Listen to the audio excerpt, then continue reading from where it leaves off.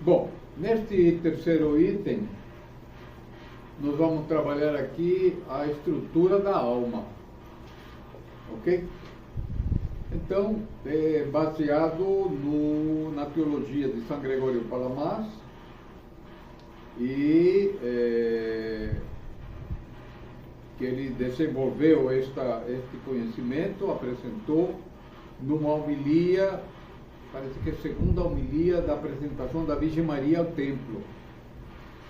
Até hoje estou pesquisando para ver, mas só encontrei a referência de que esta estrutura que vou apresentar a vocês foi apresentada por São Gregório Palamas, né? E é basicamente o seguinte: Deus criou o homem, corpo e alma o fez, ok? Mas a alma, ela é um composto de 5 elementos. Então, na prática, o homem é corpo, alma e espírito, porque o espírito é a função mais elevada da alma. Então temos a alma, os outros 4 elementos, e o espírito seria uma parte principal, porque o espírito é a parte do homem que está em contato com Deus, olha para Deus. E como nós sabemos disso? Muito fácil. O livro de Gênesis fala de que Adão via Deus e falava com Deus. Vou falar.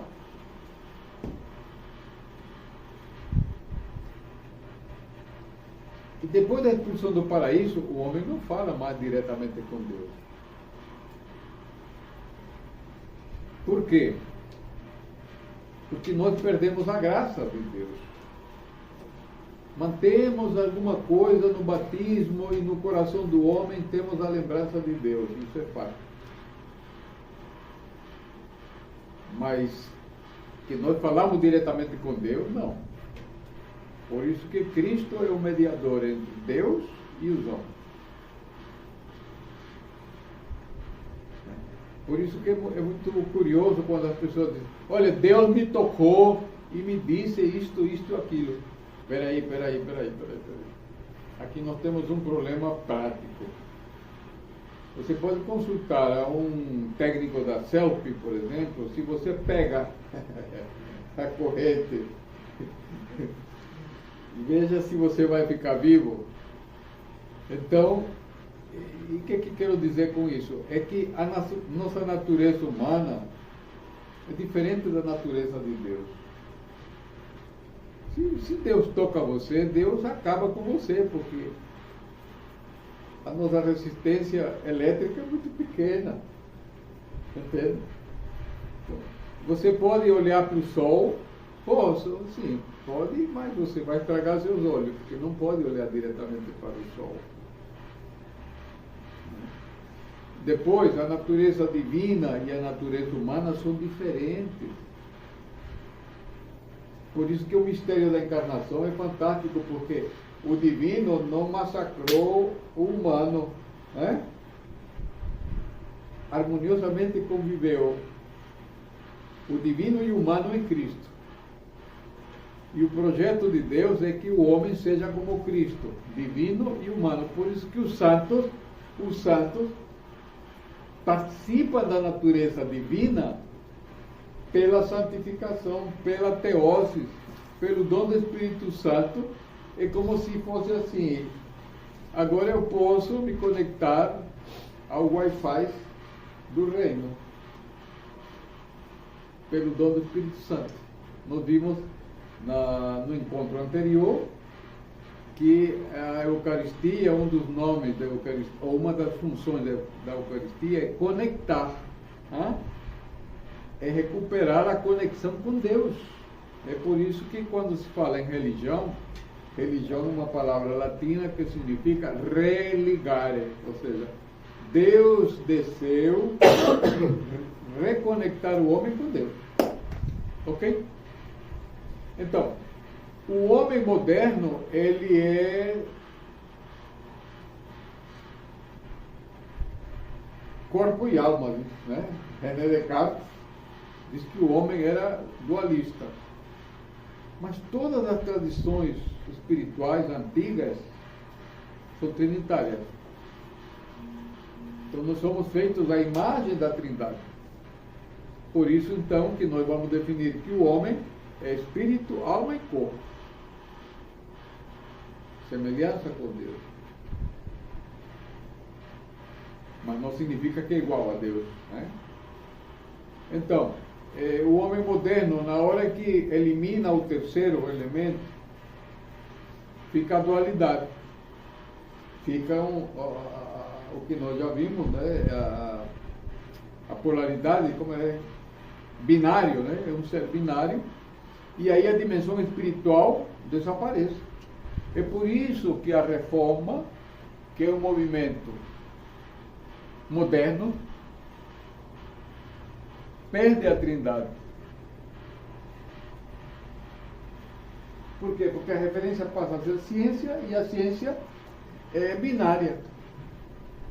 O pensamento trinitário é que nos permitirá o conhecimento verdadeiro de Deus. É o Trindade. Porque uma teologia binária é sim, não. É uma teologia puramente racionalista. Então vamos começar a ver os 5 componentes da alma. O primeiro é o nous.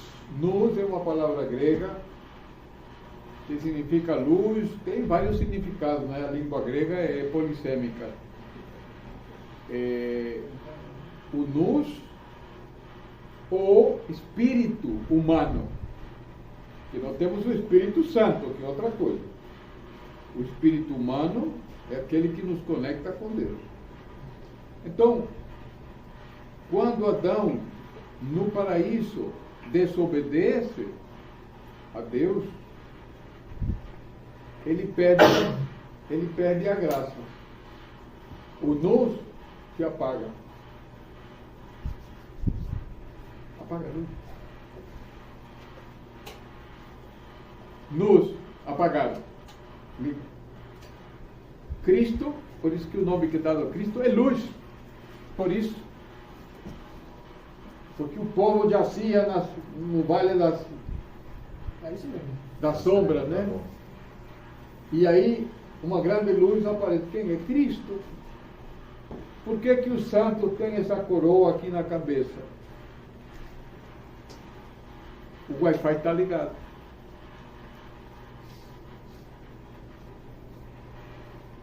Hã? Veja se tem um santo sem. Todos estão conectados. Então a santidade é a conexão com Deus. Por isso que o pecado apaga a luz. Assim assim. Então o nous é a parte mais elevada da alma. A parte que olha para Deus. Olha para Deus. Em segundo lugar, o que nós temos? A razão.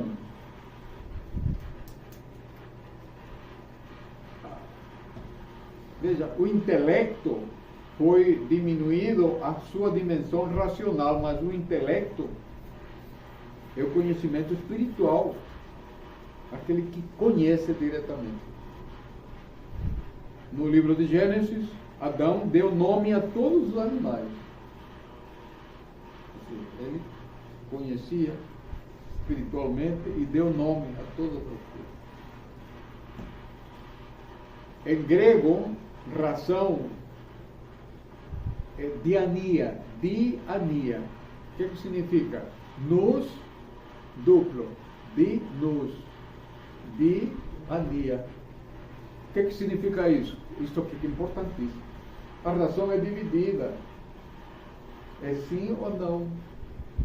Você argumenta, você contra-argumenta. Por isso que a lógica é racional. Não é? A argumentação lógica é racional.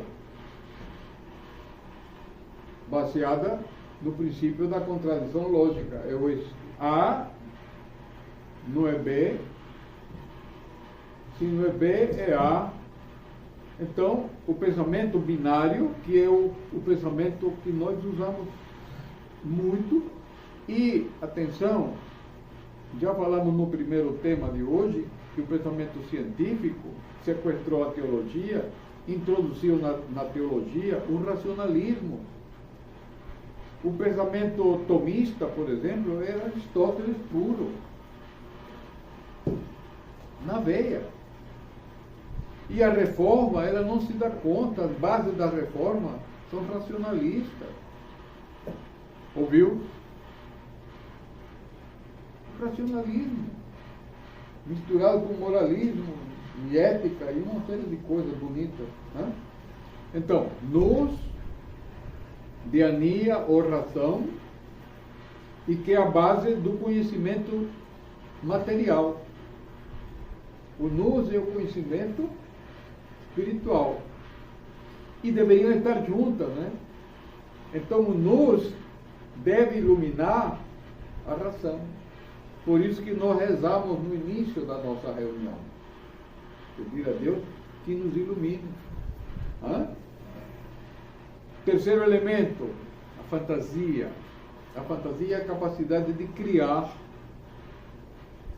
sem ter bases concretas. É o mundo virtual. Por isso é muito fácil ser enganado, desviar-se do objetivo, porque, veja, a serpente diz para Eva: olha, sereis como Deus, sabendo o bem e o mal. Aí ela olhou e começou a imaginar como é que seria. E viu que era bom e era bonito, apetitosa de se comer. Olha aí. Então o pecado é isso, é uma sugestão. Olha, isso vai ser bom. Aí você, por que não? Aí vai lá e vê. Então o quarto elemento é a vontade.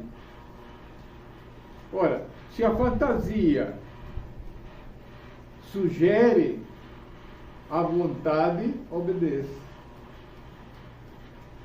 E aí a alma se ferra.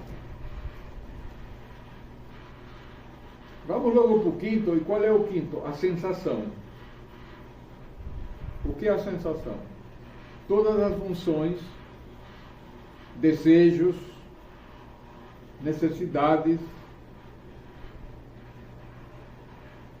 e a sensação é a parte mais baixa da alma, que está em contato com o corpo. Por isso que a sensação, se a fantasia imaginou, a vontade disse, vai lá e faz, aí o corpo, ele só obedece. Então, veja, quando o nous comanda a alma, leva a sensação, a vontade, a fantasia e a razão para cima. É por isso que quando Adão pecou no paraíso e foi expulso, a alma se fragmentou. É por isso que a gente pensa uma coisa, sente outra e faz outra. A divisão. Né? O homem dividido. Tem um Salmo 69 que diz: Senhor, unifica minha alma, porque ela está dividida. A queda, atenção, a queda é a fragmentação da alma. Ela perde a unidade. Quem dirige a alma é o nous. Sabe? Imagina você um cavalo. E as rédeas você conduz. Mas sem o nous, o cavalo perdeu. Então, a santificação exige aquietar as sensações, porque as sensações elas vai querer que você atenda só o corpo. É por isso que o homem moderno, esse homem moderno de hoje, vive para o corpo. Ele não aguenta sofrimento, ele não aguenta dor. Ele, eu estou carente, estou assim, estou assado. Quer dizer, vive em função de atender às necessidades do corpo. Perdeu o discernimento. A vontade é fraca, a fantasia solta, e a racionalidade justifica tudo. E o nous continua lá mudo e apagado. Deu para entender o drama? Deu, e é um drama mesmo. É um drama, é desesperador. Vem cá, isso que eu estou falando, vocês estão vendo com seus olhos? Não está claro isso? Sim. Isso é especulação ou é realidade? Então é a experiência que os monges, como Gregório Palamas, disseram: não, é possível ver a luz de Deus, as energias incriadas. Né? Barlan dizia que era impossível ver a essência de Deus. Não, é que Deus se deixa conhecer através das energias incriadas. Os santos viram a luz de Deus porque Deus permitiu. Claro que a essência de Deus, não. A imagem eu já dei. O sol é luz, calor, e um raio de sol vem e toca você. Você não toca o sol, mas um raio de sol, um raio de luz, toca você. Diga. Me permita. Lendo a vida de São Serafim de Sarov, ele tem uma frase que talvez eu não tenha entendido. Nós aprendemos com a Trindade, que é Deus Pai, Deus Filho, Deus Espírito Santo. 3 hipóstases. Uma tradução, pessoas. Sim. Em algum momento, São Serafim nos adverte e nos impulsiona para que possamos ter a expressão que ele usa é essa: a aquisição do Espírito Santo.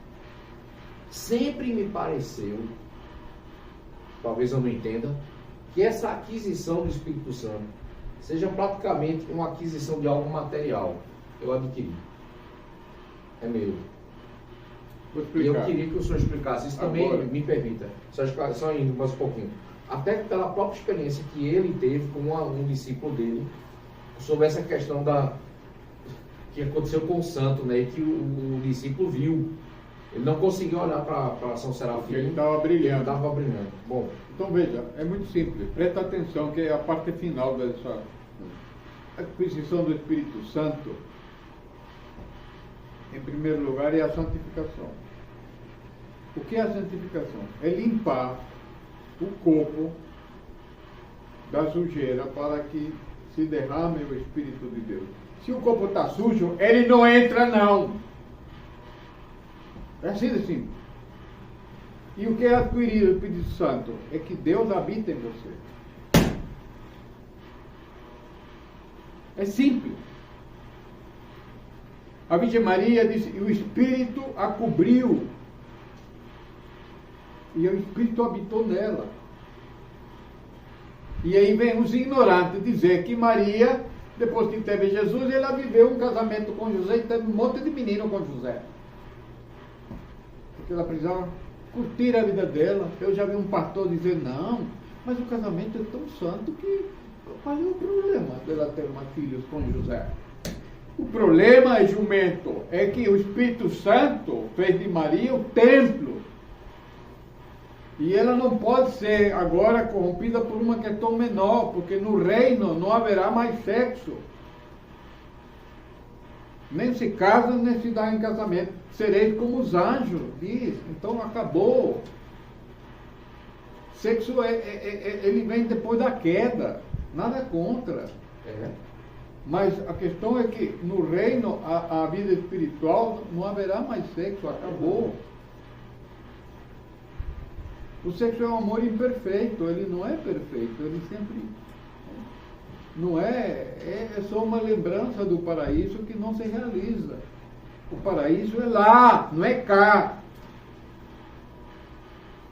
Então, adquirir o Espírito Santo é praticar as virtudes, que você se torne amigo de Deus, que você obedeça o mandamento de Deus, que você afaste os maus pensamentos, enfim, saia do pecado, para que o Espírito Santo possa entrar na sua vida, no seu coração. Está lá, isso é simples.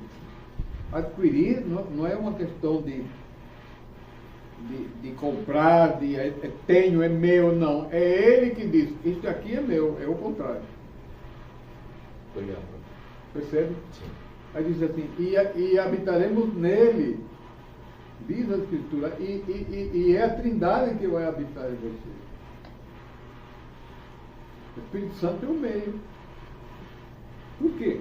Primeiro porque Cristo vem salvar. E Cristo salva através da ação salvífica de Cristo e a purificação do Espírito Santo. Com isso nós estamos fazendo a vontade do Pai. Então a Trindade vem e habita em você. Está lá escrito, não lembro exatamente qual é a parte, vou ver hoje à noite.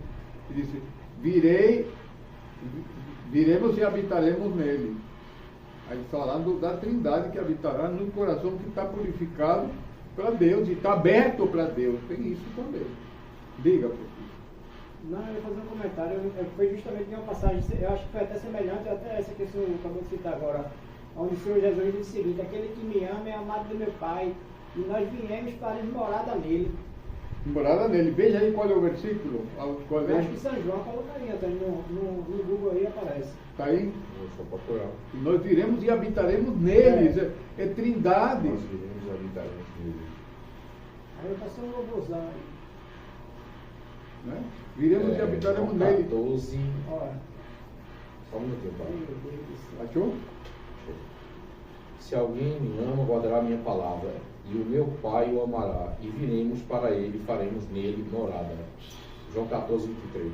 João? 14, 23. João 14, 23. Gente, isso não é especulação filosófica, não. E o evangelho. Isso é realidade objetiva. Não tem nada de subjetivismo aí. Veja, nas bem-aventuranças nós dizemos, e os puros de coração verão a Deus. O que é puros de coração? É moralismo? Não. É limpar o coração. Veja, se você está com raiva, a gente viu no sábado passado, a ira afasta o Espírito Santo. Se você está irado, o Espírito Santo sai na hora, não, aí não fica. Porque não pode estar convivendo onde há um clima de guerra, de ódio. Não é o Espírito de Deus. Então, viver a santidade é uma coisa, não é moralismo, não. É uma realidade existencial. É a oração, é o jejum, abster-se de maus pensamentos, né? Abster-se da fornicação, abster-se de roubar, de matar, de tanta coisa, para que o Espírito venha e tenha espaço na sua vida. Aí eu vivo toda noite vendo pornografia, e vendo. Como é que o Espírito vai habitar aqui? Se eu estou tomado por outros espíritos. Isso é um mau espírito. Deu para entender? Sim, sim. Não é moralismo, não, é incompatibilidade. Nós temos que ser coerentes. Temos que ser coerentes. Então, a realidade é isso. Então, em síntese, a teoses é a purificação do nus. E é o nus que vai começar a limpar os nossos pensamentos, as nossas fantasias, os nossos sentimentos, as nossas vontades, começam a dar uma lipoaspirada. Começa a limpar, e aí então o Espírito Santo já pode vir.